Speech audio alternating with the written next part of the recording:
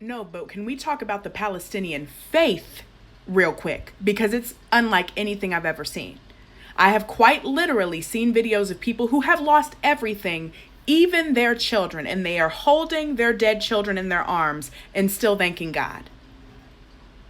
Still asking God to take care of their children from there. Meanwhile, the people who claim to be of faith and are still backing this genocide could never. You're a bunch of lying ass hoes. You're the same people who love to soak up the book of Job when you're in church. You love hearing that story. You feel so inspired by Job losing everything and still thanking God. Meanwhile, the Palestinians are literally a population of Jobs right now. The Palestinians are doing everything that was described Job doing in the Bible. Still thanking God, still maintaining steadfast in their faith, still being ironclad in their faith, and you're backing their genocide. But my faith, I'm loving. My faith is loving. Hang it up. Because you're a lying ass hoe at this point. So earlier today I made a video saying how impressed I was with Palestinian faith, because it just seems that Palestinians have this ironclad faith, even in the face of losing quite literally everything. And people were commenting underneath saying, well, yeah, girl, that's Islam. Have you read the Quran? You should probably read the Quran. And I have time. And I was also curious as to how, even in facing genocide, is Palestinian faith so strong? And so I decided to go on Scribd to see if there was an audiobook version of the Quran. There is. And so I started listening. Straight off the bat, what I'm a fan of there is no introduction. I even thought that I accidentally skipped over something, because it gets straight to it. Like, there is no once upon a time. There is no in the beginning. There is none of that. It was like, all right, if you do this, then this happens. If you do this, like, it gets straight into it. And by the way, if you are Muslim, I hope I'm not being disrespectful. This is just my experience in reading the Quran for the first time. I'm on like chapter 4 of like 117, but I found some things very interesting. Like, first it said, oppression is worse than murder. And I was like, that's a word. And then it was saying, it was talking about divorce. And I didn't know divorce was allowed. Divorce is allowed in the Islamic religion, or Islam religion.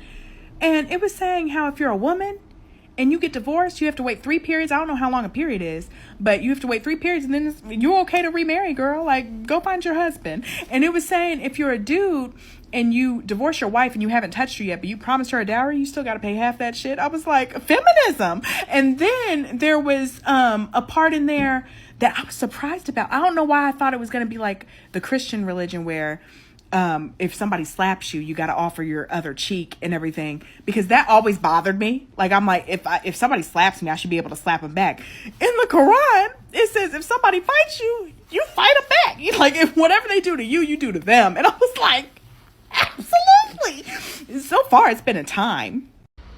Okay, I have to talk fast, but this is part 2. And I apologize. In the previous video, somebody commented that I was pronouncing Islam and Muslim wrong, because I was using a Z sound instead of a soft S. And I don't know what a soft S is compared to a hard S. I imagine a hard S is like S. So they said use a soft one. So Islam and Muslim. So I'm sorry. But diving right in terms of women, because I was on chapters 4 and 5, and it talks in terms of marriage and technically how like Muslim men can have 2, 3, 4 wives, but you have to be able to afford it. Like, you have to be able to provide for each wife, clothe each wife. And it even says, if you feel you will not be fair, then you only need to be taking one wife or keeping what you have. Basically, if you are not up for the task of being a provider in marriage, then you don't need to be married. Which I was like, oh, come through with the tea. And then there was something else that I really, really liked. It says, if you dislike, meaning like your wife, if you dislike them, it may be that you dislike something in which God has placed much good. Meaning, if you marry a woman and you dislike that woman, but God blessed you with that woman as someone good in your life, as a blessing in your life. So if you dislike that woman, you dislike God's blessing, which makes you a bitch. I like that part. Anyway, there's a lot. Let me tell y'all something. The majority of the responses I've received on previous videos where I'm just sharing what I've enjoyed so far about reading the Quran have been overwhelmingly positive and loving and welcoming.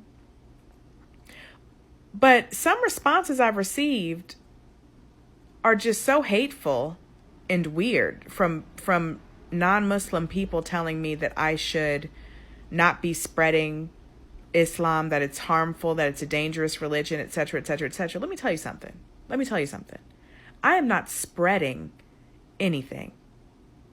I am learning about a religion that over 2 billion people in this world practice.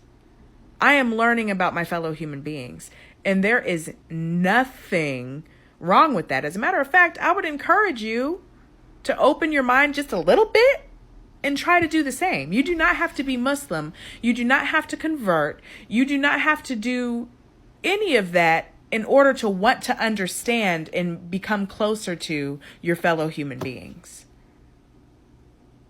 Let me show you something. This is the Holy Bible. This was my grandmother's Bible, as a matter of fact. She was apostolic Christian. This is on my bookshelf. She left her Bible to me, her most prized possession. And I do read this from time to time.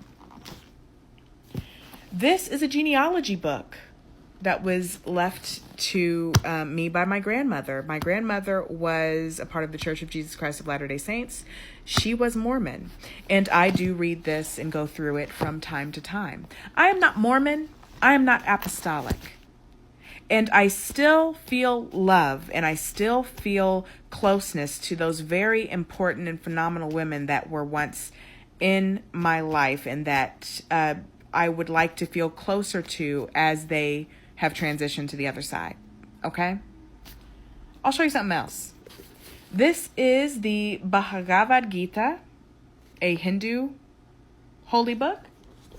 And this is another Hindu holy book. Both of these were on my bookshelf as well, because I wanted to seek understanding about the other billion people in the world that are Hindu.